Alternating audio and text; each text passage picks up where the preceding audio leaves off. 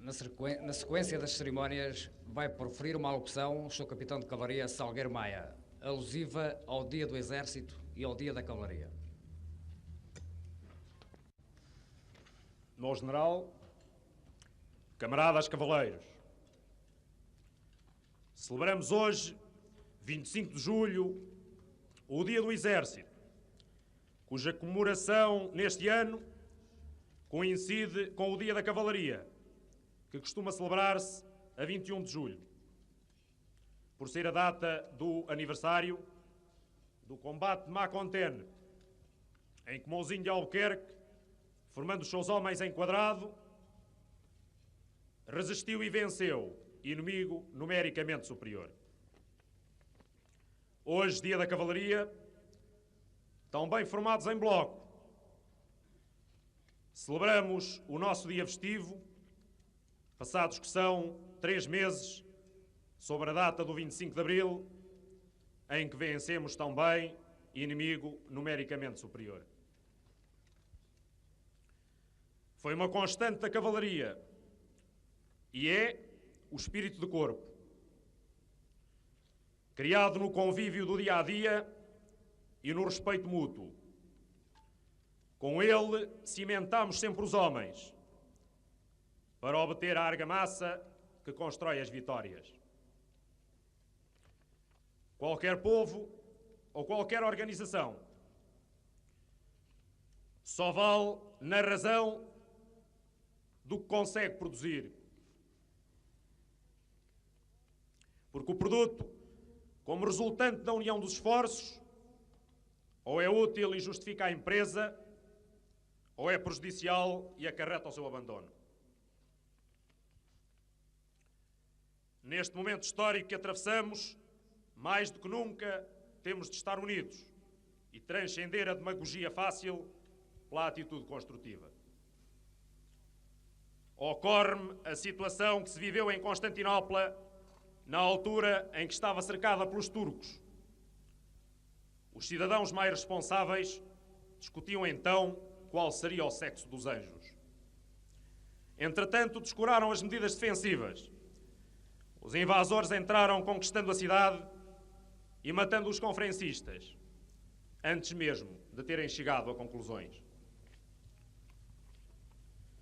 Nunca foi pela via das facilidades que historicamente qualquer sociedade evoluiu ou alcançou qualquer objetivo, senão a perdição. Camaradas, tenhamos bem presentes que ou nos mantemos fora das lutas partidárias como garantes da ordem, ou então não somos dignos da confiança que a pátria consubstanciada no seu povo nos dedica. Que cada um desista das facilidades pessoais com vista a alcançar a popularidade ou algo tão efêmero como isso.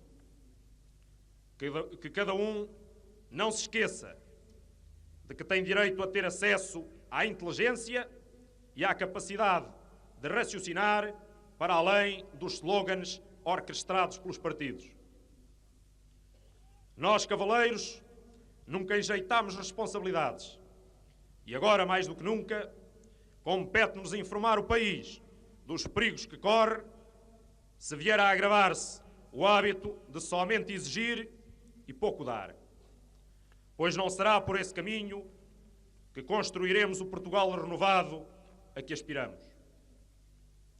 É também urgente que o país saiba que os homens que a 25 de Abril fizeram cair o Adamastor de 48 anos ofereceram tudo à liberdade, dando a sua vida, a liberdade e a segurança de suas famílias.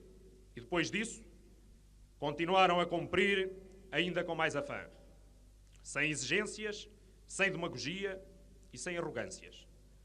É para eles que vai neste momento solene a minha admiração e respeito.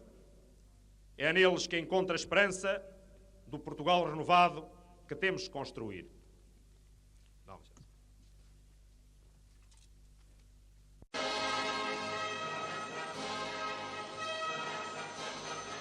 Faz amanhã 2 anos que eclodiu em Portugal o terceiro grande movimento militar depois do 25 de Abril. desencadeado a partir da base de paraquedistas em Tancos, ficou conhecido como o golpe do 25 de novembro.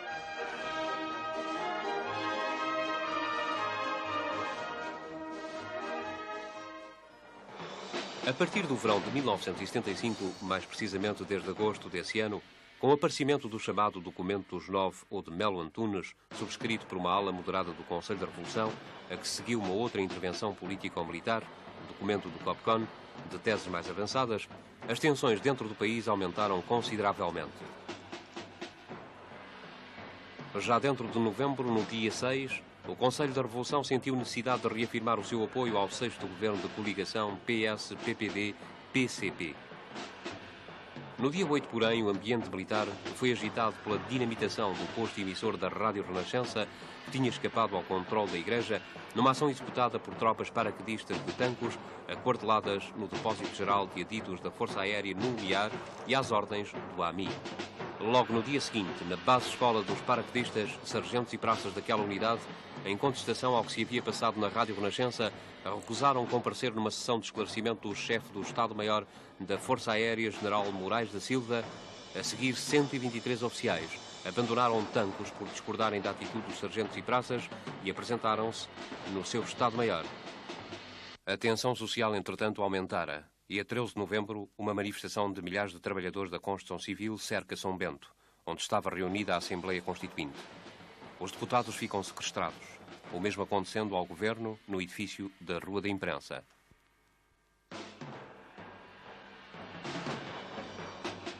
Decorreram conversações telefónicas entre São Bento e Belém, mas o cerco só viria a ser levantado no dia seguinte.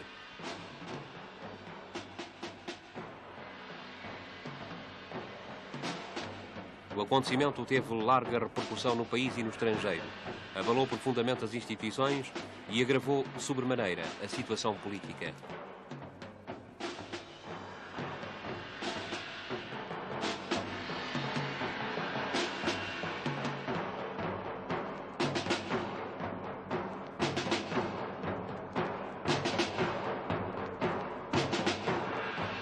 A 20 de novembro, o Governo, depois de uma reunião que terminaria já de madrugada por votos favoráveis do PS e do PPD, suspende a sua atividade, até que o Presidente da República e chefe do Estado-Maior-General das Forças Armadas, General Costa Gomes, garanta as condições indispensáveis ao exercício das suas funções. Ao final desta reunião, algumas declarações que possa fazer? Eu fui dizer claramente ao Sr. Presidente aquilo que durante 2 dias discuti com os meus ministros. É que estou farto de brincadeiras, ok? E desta reunião terá sido algo... Brincadeiras, é? Fui sequestrado já 2 vezes. Já chega, não gosto de ser sequestrado, é uma coisa que me chateia. Pá. Convocada uma manifestação de trabalhadores agora para as 15 horas, aqui em frente ao Palácio de Belém. Como é que o Sr. O Sr. Primeiro-Ministro... Presidente da República me falou nisso, dizendo que estava feita ou convocada uma manifestação. Eu julgo que é de apoio ao Sr. Presidente da República contra o 6º Governo, que é o costume deles. Sr. Almirante, podia-me dizer alguma coisa sobre a situação militar no país neste momento? Tem algumas informações? Tanto quanto eu sei, continua na mesma. Primeiro fazem-se plenários e depois é que se cumprem as ordens. É a situação militar. Primeiro plenários, depois é que se cumprem as ordens. O Conselho de Ministros não voltará a reunir, portanto, enquanto não houver uma decisão do Presidente da República? Pois não, pois não. O Sr. Ministro está solidário inteiramente com o plenário do Conselho de Ministros? Eu estou. Isto passa pela manutenção do Sr. General Hotel de Carvalho no Não tem nada a ver, o General Hotel de Carvalho não me interessa coisa nenhuma. O Sr. General Hotel de Carvalho, pessoalmente, não me interessa nada. E como comandante do Corpo de Conselho? Também não me interessa nada. Mas a resolução da Acho situação... que é uma pessoa que tem o seu lugar na Revolução, a quem eu devo muito, sou amigo dele, mas não me resolve coisa nenhuma. O General Sareva de Carvalho não me resolve coisa nenhuma. Quem poderá resolver isso? O Sr. Presidente da República. Uma manifestação de apoio ao Presidente da República era promovida pelo Secretariado Provisório das Comissões de Trabalhadores da Cintura Industrial de Lisboa e tinha o apoio do PCP e da FUR. São gritadas palavras de ordem de apoio a Costa Gomes e a Otelo e é exigida a admissão imediata do 6º Governo. O Conselho da Revolução interrompe a reunião que efetuava em São Julião da Barra. Costa Gomes vem a Belém e fala aos manifestantes agradecendo a sua presença. Pela primeira vez, é agitado o espectro da guerra civil, que todavia o general Costa Gomes recusa firmemente.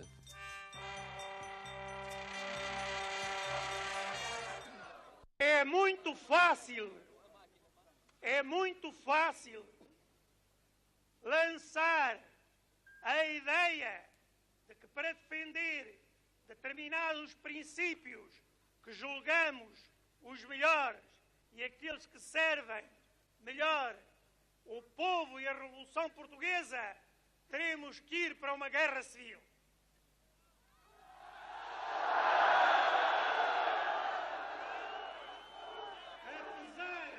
De talvez ser a pessoa que melhor conheça a gênese e os efeitos de uma calamidade como é uma guerra civil, eu recuso-me, enquanto puder, a evitar por todas as formas essa calamidade para o meu povo. Entretanto, o panorama militar era também agitado por notícias de golpes e contragolpes e pela nomeação pelo Conselho de Revolução do capitão Vasco Lourenço para o comando da região militar de Lisboa, em substituição do general Otelo Saraiva de Carvalho, que passa a comandar unicamente o COPCON. O Conselho de Revolução extingue também o recém-nascido AMI, Agrupamento Militar de Intervenção, que havia sido criado para substituir o COPCON em ações de rua. Um juramento de bandeira no Ralis, com nova fórmula e de punho erguido, levanta também fortes dissidências no seio militar, tecendo-se sérias críticas ao chefe do Estado-Maior do Exército, general Carlos Fabião, que assistira à cerimónia. Agrava-se mais a situação e fala-se em contagem de armas. Beirolas, de onde havia de desaparecer muitas G3, vem à luz pública dos noticiários. Todos nós temos consciência das grandes quantidades, das centenas de milhares de armas que nós guardamos aqui no Depósito Geral de Material de Guerra. Nós estamos inseridos numa cintura industrial, temos tido grandes contactos com as comissões de moradores e trabalhadores desde o 25 de Abril, temos estado diretamente ligados ao RALIS e à Escola Prática de Serviço de Material e, através de todos esses contactos, criou-se uma consciência nos militares que aqui servem de servir realmente as classes trabalhadoras e este começo da Revolução Socialista em Portugal. Portanto, esta nossa tomada de posição é uma garantia de que as armas que aqui guardamos estão e estarão ao serviço das classes trabalhadoras. Nunca se voltarão contra o povo. Por outro lado, após a paralisação do 6º Governo e a nomeação de Vasco Lourenço, o comandante do COPCON, o general Otelo Saraiva de Carvalho, comentava a situação político-militar. Quanto a mim, os partidos políticos têm realmente esfrangalhado a nação, esfrangalharam as Forças Armadas. Tudo isto para mim que acontece atualmente no país é um reflexo precisamente da luta partidária pelo poder. E perante a posição que eu vi do nosso general Costa Gomes, em que estava realmente numa situação extremamente embaraçosa, face à reprimenda que se iria dar ao Governo, convinha dar-lhe uma compensação, e então a compensação seria o bolo Vasco Lourenço. Eu expus imediatamente, e acabei por dizer que realmente não concordava, mas que se essa era considerada a solução, eu não deixaria, no entanto, de dizer e de afirmar aquilo que lá disse, que as consequências iriam ser imediatas e radicais a respeito da posição de Vasco Lourenço no comando da região militar, por parte da esmagadora maioria dos militares da região militar de Lisboa. Entretanto, paraquedistas vindos de Angola não seguiram para Tancos, apesar de uma tentativa de mobilização no cais de Alcântara. Mas a resposta da Força Aérea aos paraquedistas em rebelião também já começara. Aviões que haviam deslocado de Cortegaça, para onde foram levados preventivamente alguns jatos antes do golpe militar, sobrevoavam de perto a base de Tancos em atitude de intimidação. Entra-se em 23 de novembro. Os chuves e as intercomissões de soldados e marinheiros manifestam-se contra Vasco Lourenço, enquanto o Partido Socialista, também em manifestação, critica Costa Gomes e Otelo e apoia Vasco Lourenço, Jaime Neves e Pires Veloso. Em 24 de novembro, um plenário de agricultores contra a reforma agrária em Rio Maior termina já de noite e é aprovado como forma de protesto o corte do trânsito na estrada Lisboa-Porto. Na madrugada de 25 de novembro, o Conselho da Revolução confirma Vasco Lourenço no comando da região militar de Lisboa. Companhias de paraquedistas ocupam as bases aéreas de Tancos, seus vizinhos, Monte Real, Montijo, mais tarde Ota, o comando da 1ª Região Aérea, onde detém o general Pinho Freire, e o Gaddafi em Monsanto. Elementos paraquedistas explicam a sua atitude. Dado que a luta entre os paraquedistas se acudizou depois da destruição da Rádio Renascença. Depois o chefe de Estado-Maior passou as praças à disponibilidade essa que elas não aceitaram. Mais tarde passou os sargentos, mandou-os para casa para depois serem transferidos para o Exército, e agora parece-lhe que quer cortar mesmo, nos quer cortar os vencimentos e os abastecimentos. Tudo isto veio criar um certo granel que o chefe de Estado-Maior talvez não tenha pensado bem, é que a força que nós temos é bastante maior do que a caneta que ele tem.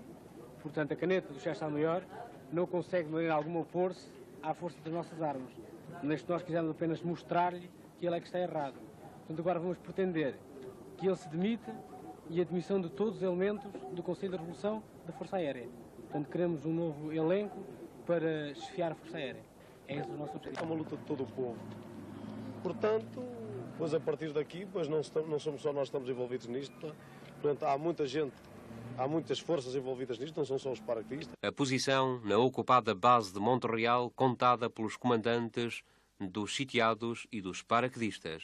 Depois de ter havido já uma manifestação à porta de apoio aos paraquedistas, houve depois uma manifestação de apoio à posição da base e eu fui, tal como o seu capitão desmobilizou ou tentou desmobilizar e conseguiu desmobilizar a manifestação à porta da unidade a favor dos paraquedistas, eu, como há pouco viu, tentei também desmobilizar a manifestação de apoio à base. Quando chegou o rádio do Estado-Maior da Força Aérea a dizer para as praças passarem essa situação de licença registada, fez um plenário de praças, né? Eles resolveram não sair da unidade. Exato. Pronto. Então, os sargentos também resolveram não acatar aquela ordem de meter o requerimento para 3 unidades. Na sua opinião, esta ação poderá ou não desencadear aquilo que poderá ser o princípio de uma guerra civil? Não vou tão longe. Mas não é escolher essa hipótese. Nós queremos é chamar a atenção para as pessoas que decidem que nós, enfim, somos alguém que há nesta vida, não é isso? E que temos os nossos problemas para resolver. Não queria que se verificara civil nenhuma. Não queria que se verifique, mas supondo a hipótese de se vir a verificar por via desta ocupação? Não, mas lembramos que nesse movimento eram só tropas paraquedistas. Não fomos só nós que movimentámos. Lisboa está movimentada toda, não é? Portanto, pode ser nós, pode ser outros quaisquer. Por sua vez, o Ralis reforça a defesa das suas instalações e coloca canhões no controlo da Autoestrada do Norte, onde se presumia que pudessem surgir os blindados da Escola Prática de Cavalaria de Santarém, que sabia estar fiel ao Presidente da República, tal como a Escola Prática de Infantaria de Mafra, o Regimento de Comandos, o SIAC, as regiões militares do Norte, Centro e Sul, dos comandos de Pires Veloso, Franco Xarais e Pesará Correia, e o grande potencial da Força Aérea estacionada em Cortegaça, a cerca de 30 km a sul do Porto. A televisão também é ocupada por tropas da EPAN de Lisboa, que consideram interrompido o canal de comando hierárquico. A Radiodifusão Portuguesa e o Rádio Clube Português mostram-se favoráveis ao 25 de novembro. Os comandantes do regimento da Polícia Militar são convocados para Belém, o que não acatam, sendo levantadas trincheiras por civis nos arruamamentos de acesso ao quartel.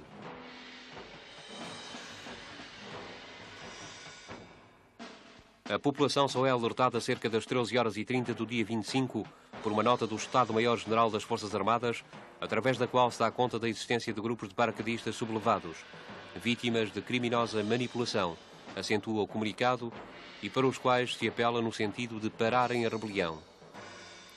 Às 16h30 é decretado o estado de emergência e às 21h10 o estado de sítio. As emissões de televisão e a emissora são desviadas para o Porto e o Rádio Clube Português é silenciado por intimação. Os jornais são impedidos de publicar em Lisboa. A resposta ao golpe militar foi montada politicamente em Belém, presidida por Costa Gomes, e nos comandos da Amadora, sob a coordenação do Tenente-Coronel Ramalho Eanes. O grupo dos 9, a que se juntaram muitos outros oficiais, entre os quais Ramalho Eanes, Garcia dos Santos, que volta a coordenar as comunicações com o auxílio da PSP e da GNR, e Loureiro dos Santos, já se vinha preparando e organizando, dada a evolução da situação político-militar. A maior parte das reuniões secretas decorreram em casa do comandante Gomes Mota. Esse local chamar-se-ia mais tarde e comemorativamente a Resistência.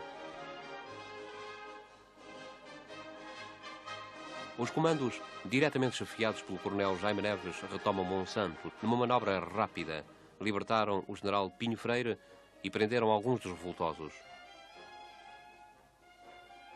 A partir daqui, o desânimo entra nos rebeldes. Desmobilizam, abandonando sucessivamente as bases que tinham ocupado. A base-escola de tropas paraquedistas só se renderia no dia 28 de novembro, após conversações. No dia 26, a Polícia Militar foi neutralizada também pelos comandos, resistendo-se à morte de 2 militares da Amadora e um da Polícia Militar. No dia 27, 2 dias depois do golpe, a situação começa a normalizar-se. As tropas regressam aos quartéis e numerosos oficiais e alguns civis são detidos e enviados para o norte. O 6º Governo retoma a sua atividade. O general Otelo Saraiva de Carvalho pede a exoneração do cargo de comandante do COPCON, que passa para o Estado-Maior-General das Forças Armadas.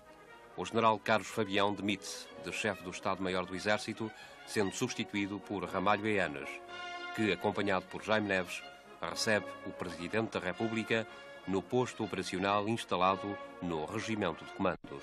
Sob o ponto de vista estritamente militar, eu tenho que vos declarar que todas as ações em que vos empenhastes foram executadas de uma forma superior, e isso deve-se não só aos vossos comandos, como também à vossa instrução, à vossa determinação e à técnica que os comandos adquiriram ao longo da sua vida.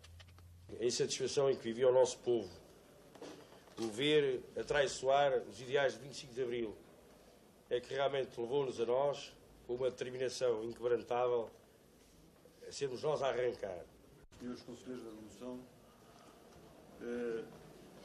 limitei-me a ser o coordenador de uma equipa, a equipa que conseguiu desenvolver um certo número de ações com sucesso, porque teve a executá-las os homens do Coronel Neves e os homens do SIACA numa primeira fase, o pessoal da EPI e o pessoal da EPC numa segunda fase. Foi relativamente fácil porque estas unidades eram comandadas por oficiais com perfil militar, não empenhados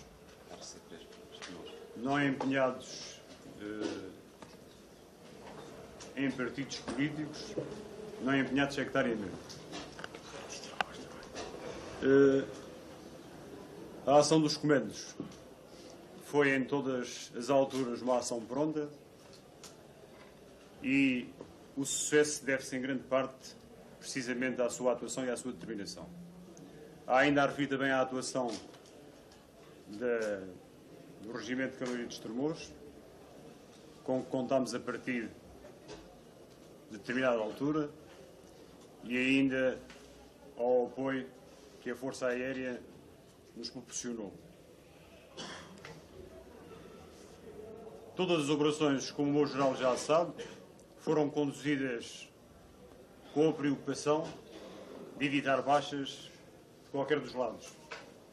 Esta preocupação foi grande e teve a determinar o facto de um lado e do outro lado estarem portugueses. Creio que nesse campo fomos relativamente bem sucedidos, porque foi possível conduzir as operações com o mínimo de baixas, felizmente, com o mínimo de baixas. De maneira que pretendia a dizer apenas ao meu geral que estas unidades merecem efetivamente o apreço, não só do meu geral, mas de todos os portugueses. Conseguiram evitar uma situação que era difícil, conseguiram solucionar um problema que inicialmente parecia de solução bastante difícil e conseguiram, segundo julgamos, restituir ao povo português a possibilidade de prosseguir, agora de uma maneira aberta e livre, os ideais que fizeram a Revolução de 25 de Abril.